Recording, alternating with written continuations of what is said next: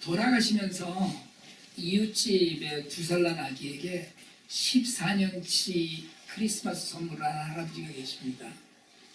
동아일보가 보던 뉴스를 보니까 영국 웨일스베이라는 동네에 거주하는 85세 할아버지가 2살 난 이웃집 아기에게 14년 동안 받을 크리스마스 선물을 남기고 돌아가셨다고 해요.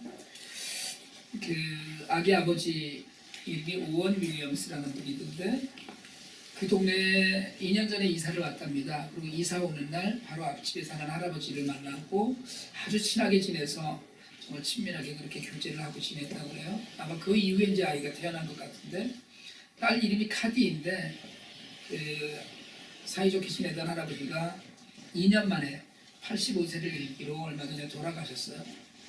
할아버지가 돌아가시고 나서 조금 있다가 할아버지 딸이 어느 날 그 커다란 비닐봉투를 들고 찾아왔답니다. 이분이 잠깐 쓰레기를 들고 왔나 이제 이렇게 생각을 했다고 해요. 근데 그 안에 카디에게 줄 크리스마스 선물 14개가 담겨져 있었어요. 그 윌리엄스라는 분이 CNN에 한 이야기로는 그 선물을 받는데 자기도 목이 메었고 온 가족이 다 울었다고 그래요. 14개의 크리스마스 선물이 있었는데 할아버지가 살아있을 때 집에 태어난 아기를 생각하면서 선물을 사서 모아놓은 것이었다고 합니다. 첫 선물은 아동용 도서였고요.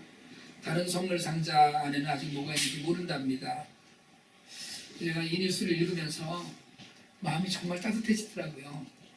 돌아가신 할아버지가 이웃집 아이에게 그 14개의 선물을 무슨 마음이었을까 이런 생각도 들고요. 엔젤트리 제가 어제 갔었는데 선물 사러 다닐 때 막 신났거든요. 뭘 좋아할까, 뭐가 맞을까 뭐 이러면서. 근데 그 할아버지 선물 사면서 얼마나 기뻤을까 생각도 되고요. 2년 동안 그 사이에 뭔가 생각을 하셨겠죠. 가서 물건이 보일 때마다 하나씩 샀거나 그래서 모았을 것 같고요. 피를 나는 친척도 아니고 그냥 오직 2년 동안 이웃으로 살았지만 그렇게 해서 선물을 남기고 가셨는데 저는 14년치 선물을 받은 그 아기뿐이 아니고 그 가족 모두가 14년 동안이 아니고 평생 그 할아버지를 못 잊을 것 같아요. 크리스마스만 되면 혹시 14년이 지난 이후라도 크리스마스만 되면 할아버지 얘기를 할 것 같다는 생각이 들거든요.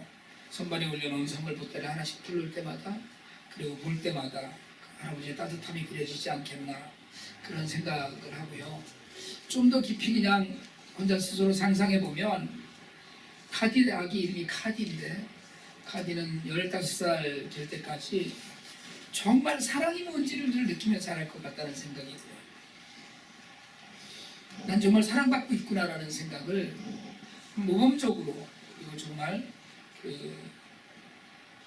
남들 모두에게 사랑받는 그런 아이로 자라지 않을까 생각이 들어요. 이게 기적이로구나 이런 생각도 들고요. 그 이야기를 읽으면서 우리도 뭔가 이런 거 하나쯤은 남기고 가면 어떨까. 뭐 복잡하고 많이 여러 사람들에게가 아니고 단 한 명에게라도 정말 마음에 새겨지는 사랑 같은 걸 좀 남기고 갈 수 있다면 그게 성공하는 인생 아닐까 이런 생각이 들어요. 혹시 저한테 누가 10년치 선물을 좀 미리 준다면 그럴 만한 분이 안 계신 것 같은데 얼굴을 보니까 10년치 선물을 미리 줄 분은 없을 것 같은데 제가 혹시 민혁이를 위해서 10년치 선물을 사놓지는 않겠지만 100년 동안 사랑하는 의사는 있어요. 근데 정말 그런 걸 남기고 갈 수 있다면 그게 삶의 충분한 가치가 좀 남겨지는 것 아닌가 이런 생각이 들어요. 누군가에게 한 사람에게 정말 온전한 사랑을 주었구나. 그리고 받은 사람도 정말 온전한 사랑을 받았구나 이런 생각이 들었겠죠. 우리가 왜 이 땅에 태어났느냐 뭐 이런 이야기 우리가 많이 하잖아요. 그래서 에릭 프롬의 뭐 소유냐 존재냐 이런 이야기를 갖고 논쟁도 하고 또 답은 늘 언제나 우리는 존재의 가치를 높이 하면서 산다 뭐 이렇게 얘기를 하지만 분명한 것은 사람은 이 땅에 태어나면 반드시 무언가를 더 해놓고 간다는 겁니다. 그것이 좋은 의미이든 또 때로는 악한 일이었든지 간에 훌륭한 업적을 인류에게 남기기도 했고요. 사실은 또 때로는 추악한 사람으로 역사에 기록되기도 할 수 있겠지만 어쨌든 이 땅의 사람은 아주 평범한 사람이라고 할지라도 아무도 기억하지 못하는 사람이라고 할지라도 이 땅에 왔다가 간다는 것 자체는 무엇인가를 남기고 간다는 겁니다. 그 사람은 죽음 이후에나 평가가 가능하다고 그러고요. 그마저도 사실은 정확하지 않다는 거죠. 그럼에도 불구하고 사람들은 사람이 태어나는 일, 아기가 태어나는 일, 출생에 대해서 많은 것을 기대합니다. 아름다운 가정에서 많은 이들의 축복 속에 태어나는 아이도 있고요. 자신은 심지어는 도저히 입에 올리기도 싫은 그런 관계를 통해서 이 땅에 환영받지 못하고 태어나는 아이들도 분명히 있습니다. 그러나 하나님을 믿는 우리 모두에게 정말 가장 귀한 것이 생명이라는 걸 늘 말씀해 주고 계셔요. 끝나봐야 돼 아는 것이 인생이기 때문에 여러분 시작이 정말 화려했든지 정말 부유하고 풍부했든지 비천하고 비참했든지 하나님은 가리지 않으셔요. 그런 의미에서 모든 인생은 축하받고 축복받아야 합니다. 예수님이 땅에 오셨거든요. 정말 우리가 늘 이야기할 때마다 우리의 구원을 위해서 오셨다고 하는데 하나님이 사람 몸을 입고 이 땅에 오셨어요. 근데 대접받고 영광을 받으려 오신 게 아니고 고단한 인생을 살고 그리고 이 땅에 인간들과 똑같은 어쩌면 더 비참하고 더 가난한 것을 경험하고 몸으로 겪으시면서 마지막에는 십자가에서 돌아가시는 일로 마감하는 그런 인생을 살려고 오셨습니다. 그래서 우리가 대강절에 우리가 익히 하는 질문인 그가 오신 이유, 사실은 답을 우리가 익히 알고 있는 거거든요.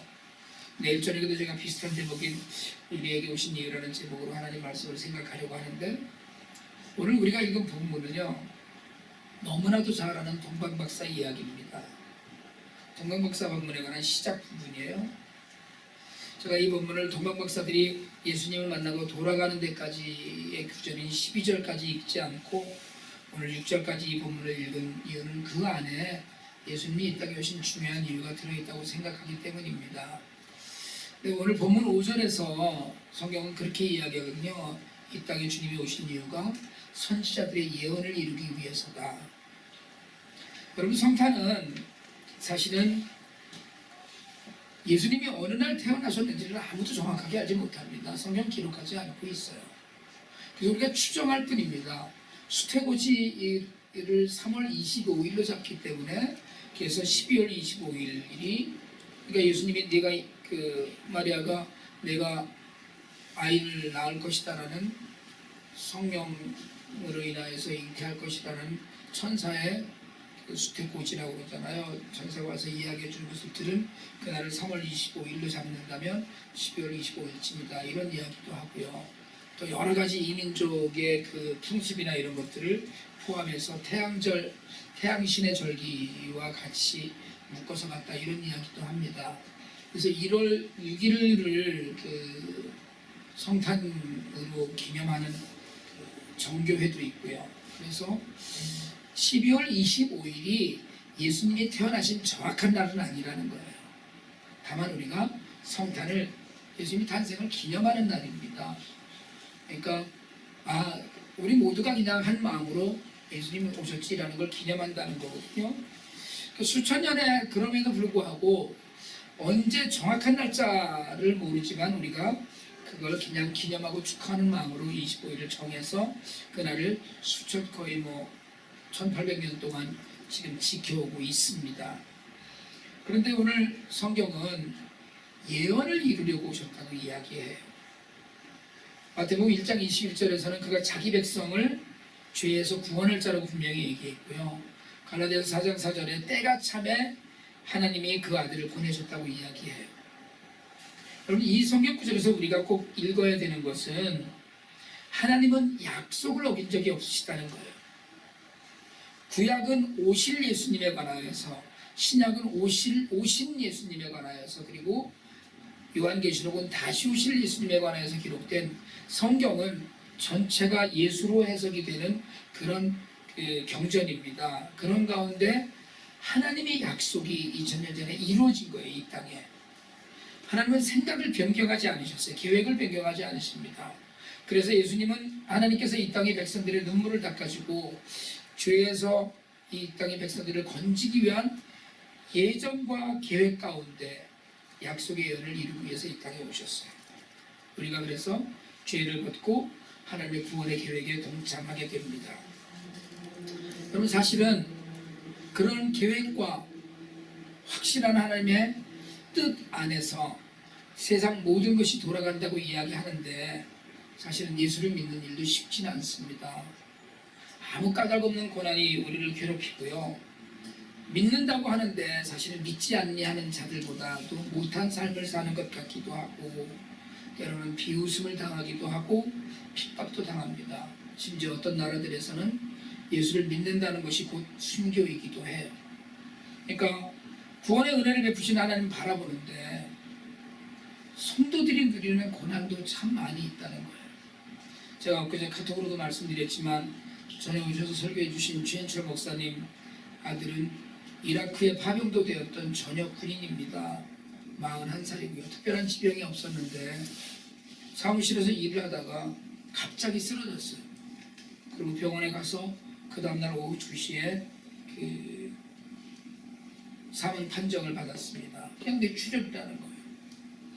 이른이 넘은 아버지와 어머니를 두고 41살의 아들이 직장에서 일하다 쓰러져서 하나님의 부름을 받았어요. 어떤 분들은 그런 이야기를 합니다. 우리의 모든 일은 하늘나라에 가서야 밝게 알 수 있다고 해요. 저도 동의합니다. 근데 참 싫어요, 그게. 그냥 여기서 알려주시지. 이 땅에서 예수를 믿으면서 신실하게 사는 얼마나 많은 사람들이 있습니까? 그렇게 고생하면서 사는데 전능하신 하나님이 우리에게 원망과 탄식을 주신다, 이런 생각을 자주 해요. 근데 여러분, 우리가 세상을 살면서 아는 일이 얼마나 있겠어요? 여러분, 이 세상에 있는 정말 요즘에 인터넷 때문에 수없이 많은 지식들을 손쉽게 접할 수 있다고 하지만 세상에 우리가 알고 있는 엄청나게 많은 정보와 지식 중에서 우리가 알면서 살고 있는 건 모래알 하나 정도밖에 안 될 거라고 생각을 합니다. 여러분, 인류가 그렇게 과학이 발달했다고 무슨 화성에 뭘 보냈느니 뭐 이러고 얘기하지만 아직도 우주는 전혀 모르잖아요. 알아가고 있잖아요. 여러분, 우리가 사는 이 지구가 그렇게 큰 행성이 아닌데 여지껏 바닷속을 모르잖아요. 우리가. 바다의 심연을 모릅니다. 그렇게 과학이 발달했다고 그러는데 우리는 피부 한 조각, 피 한 방울을 사람의 힘으로 만들 수가 없습니다. 엄청난 것들을 만들어내잖아요, 우리가 보기에. 그런데 그건 만들 수가 없어요. 여러분, 예수님께서 선지자들의 예언을 이루기 위해서 이 땅에 오실 때 작은 고을 중에 작은 고을인 베들레헴에서, 그것도 따뜻한 방도 아니고 그냥 구유에서 그렇게 오셨어요. 그렇게 하고 가난한 몫으로 힘겨운 삶을 사셨습니다. 예수님의 공생의 이전의 기록에 관하여서 없지만 당시의 갈릴리에서 살았다면 적어도 끼니를 늘 걱정해야 되는 삶을 살았을 것이라는 것을 짐작하고도 남음이 있습니다. 수천 년의 예언을 건너서 오셨어요. 그리고 30년을 고생을 하면서 이 땅에 사셨어요. 그리고 청년이 되어서 3년을 반짝 뭘 하시는 듯 하더니 십자가에 달려서 돌아가셨어요. 수천 년의 예언 가운데 오셨다면 그냥 예수님도 수천 년 동안 지금도 이 땅을 이곳에 사시면서 다스리시는 것이 옳아 보여요. 근데 그렇게 하지 않으셨어요. 오늘 말씀을 묵상을 하면서 매년 맞는 성탄절이지만 우리에게 약속하신 것들이 다 이루어질 것이라는 믿음을 다시 한번 돌아보게 되기를 원합니다. 비록 지금 우리가 쉽고 평안하고 능력 있는 삶을 살지 못할지라도 하나님 분명히 우리에게 약속하신 영생과 하나님 나라의 누림이 우리에게 있을 것이라고 믿습니다. 약속하셨기 때문에 약속을 따라서 오신 주님이 계시니까 그 약속을 지키시는 것을 보면서 우리의 삶이 그렇게 그런 믿음 안에 있기를 원합니다. 오늘 3절에 보니까 동방박사가 와서 왕으로 나신 이가 어디 계시냐고 묻자 헤롯 왕과 온 예루살렘이 듣고 당황했다고 기록하고 있습니다. 여러분, 예수님의 탄생은 이 땅을 당황하게 합니다. 술렁거렸어요. 아니 이게 무슨 얘기야? 무슨 소리야? 여러분, 그들은 메시아를 기다린 민족이었어요. 그런데 메시아를 사실은 정작 기다리지 않았어요. 여러분, 우리가 성탄절, 크리스마스의 의미가 무엇인지를 돌아볼 수 있기를 원합니다. 예수를 팔아서, 예수를 빙자해서 온 세상이 파티를 가장한 향락에 침몰해요. 주님은 다시 오실 거거든요. 여러분, 주님 분명히 다시 오십니다. 약속하고 하셨기 때문에 오셔야 해요. 그때 당황하지 않는 인생들이 되길 바랍니다. 수천 년의 예언도 믿지 못하고 기다렸지만 정작 예수님이 오시자 당황하는 사건은 오늘날에도 벌어질 수 있어요.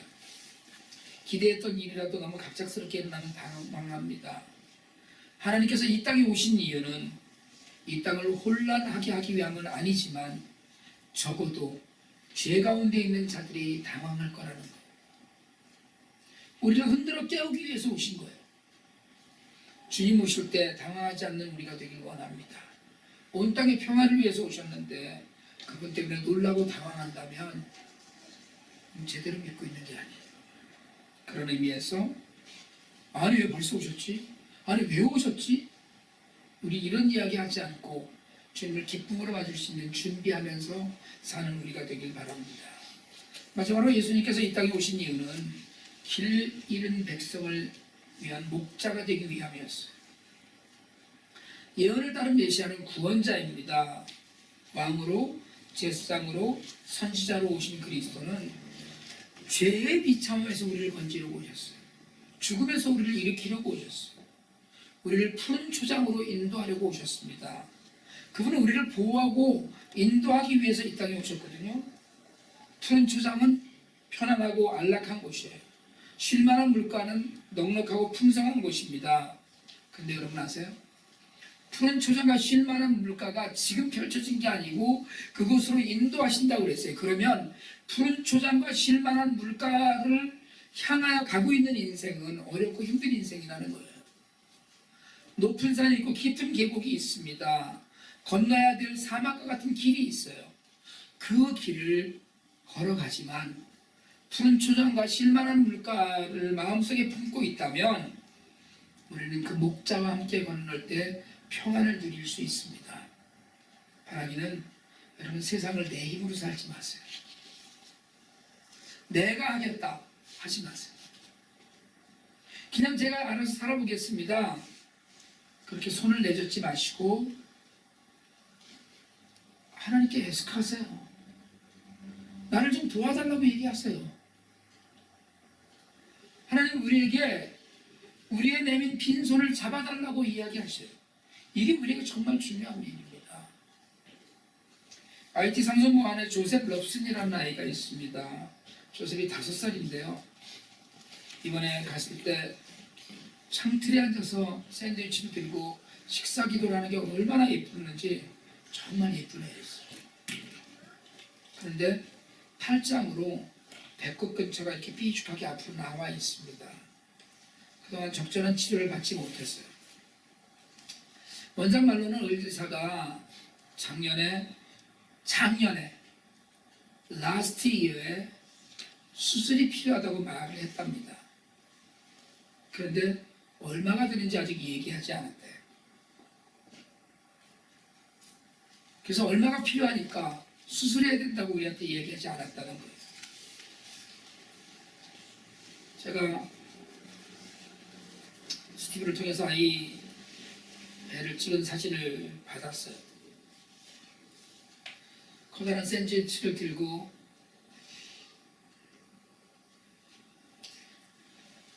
잠깐 앉아서 기도하는 사진을 보면서 3살쯤 돼서 고아원에 들어와서 그래도 식량은 있어서 먹여주는 만큼 먹고 살고 있지만 아프다고 울지 못하는 삶을 살고 있어요. 병원에 한번 갔지만 그냥 수술이 필요하다는 이야기만 듣고 또 1년을 훨씬 넘기면서 어린 아기가 지내왔습니다. 우리도 늘 자주 가지만 애들이 뭐 다 벗겨서 보는 게 아니니까 그 상태를 눈여겨보지 못했어요. 진작에 말을 하지 라는 한탄도 나오고요. 아마도 한 번 의사에 갔다가 다시는 안 갔을 것이고, 의사도 수술할 돈이 나올 것 같지 않으니까 다시는 연락하지 않았을 겁니다. 아이들은 전국적으로 지금 휴가나 방학 기간이거든요. 연초가 되면 아이를 수술시킬 준비를 해보려고 해요. 여러분, 어려운 일이 있을 때 이야기하면 서로 어떤 생각이라도 해서 한번 해보려면 정말 기도라도 더 하는 그런 관계 가운데 있어야 합니다. 여러분, 예수님은 우리 목자가 되기 위해서 우리 목자로 이 땅에 오셨어요. 하늘 보좌를 버리고, 여러분, 아픈 일도 그분에게 이야기하고 목마른 일도 그분에게 말해야 합니다. 우리가 성탄절 예수님이 이 땅에 오신 날을 기념하는 건 잔치하려고 하는 게 아니에요. 우리가 성탄절을 기념하는 것은 우리의 목자를 만나서 우리의 삶을 있는 그대로 드리고 보여드리기 위해서여야만 돼요. 그리고 나서 우리가 얼마 전에도 말씀드렸듯이 우리도 작은 예수로 이 땅에 살면서, 우리도 작은 목자로 이 땅에 살면서 세상을 인도하는 삶을 살기 위해서 그분을 만나는 겁니다. 우리가 인도하기 위해서. 세상의 메마른 영혼들, 목마른 영혼들, 아프고 상처받은 영혼들, 배고픈 영혼들을 정말 푸른 초장으로 인도하고 목자장 되시는 예수 그리스도에게 인도하는 일, 그 일을 우리가 감당해야 된다는 거예요. 병자들을 치료하고 배고픈 자들을 먹이시는 목자로서의 예수님을 따르며 우리도 아픈 자들을 위해서 기도하고 배고픈 자들에게 손 내밀어 주는 삶을 살아야 합니다. 여러분, 성탄은 즐거운 일이에요. 이 땅에 구세주가 나신 것은 복음 중에 복음입니다. 그렇지만 그 안에 담긴 참된 의미를 우리가 모른다면 우리는 목자를 만나지도 못하고 목자가 될 수도 없습니다. 제가 어제 저녁에 CBS에 가서 카드를 2장 샀어요. 한 장은 오늘 결혼식을 하는 친구 딸이 있습니다. 그래서 어려서부터 보아온 아이인데 30이 돼서 이제 좋은 신랑 만나서 결혼한다기에 직접 가지는 못하지만 카드를 보내려고 카드를 한 장 샀어요. 그리고 한 장은 다음 주에 있을 최 목사님 장례 예배 때 드릴 위로의 카드예요. CBS에 가서 카드를 고르는데 결혼식 카드는 고르기 어려울 만큼 많이 넘쳐 있어요. 산을 잘 제 아내가 골라줬어요. 장례를 위로하는 그 카드를 고르려고 하니까 로스 오브 마더, 로스 오브 파더, 로스 오브 브라더 뭐 이런 카드 섹션이 쭉 있더라고요. 한 장을 찾았어요. 딱 한 장 있더라고요. 로스 오브 선. 아들을 먼저 천국에 보낸 부모에게 이 땅에서의 슬픔을 위로하는 카드가 딱 한 장 남아있더라고요. 그 카드를 찾았는데 찾던 카드를 찾으니까 가슴이 철렁하더라고요. 아들을 보내고 먼저 앞세우고 다 자라서 아직 장가는 못 갔지만 40이 넘은 아들을 보낸 목사님의 심정을 요즘 자주 묵상을 하는데, 이 땅에 아들을 보내고 십자가에 못 박으신 하나님의 심정도 오버랩되어서 마음이 무거웠었습니다. 딸의 결혼 축하와 아들을 잃은 슬픔, 그 카드가 2장이 같은 봉투에 담겨진 그 봉투를 들고 오는데 인생이 복잡하다 이런 생각이 들더라고요. 여러분, 대강절이라고 우리가 이야기합니다. 오늘을 대강절 마지막 주일이라고 얘기하거든요. 주님이 오신 주님을 기뻐하고 다시 오실 주님을 기다린다는 의미예요. 주님은 이 땅에 죽기 위해서 오셨습니다. 목자가 되어서 우리를 천국으로 인도하기 위해서 주님은 모든 것을 다 버리기 위해서 오셨어요. 인류의 역사를 죄의 역사에서 구원의 역사로 바꾸셨습니다. 영원한 평안과 안식을 약속하신 우리의 목자로 오신 거예요. 영국 시골의 할아버지 켄은 2살 난 이웃집 아이 카디를 위해서 14년치 크리스마스 선물을 남기고 돌아가셨어요. 근데 그분은 선물을 남긴 것이 아니라 그 가족의 평생을 사랑으로 물들이고 돌아가신 것과 다름없습니다. 우리가 오늘 주님을 따르면서 주님이 오신 예를 밝히 안다면 지금처럼 믿고 살면 안 됩니다. 다른 이들에게 우리는 어떤 영향을 미치고 사는지 늘 돌아보면서 우리를 체크해야 해요. 우리는 정말 이 땅에 오신 그분을 기다리고 그분을 만나는 일을 정말 기뻐하는지 표현하고 살아야 합니다.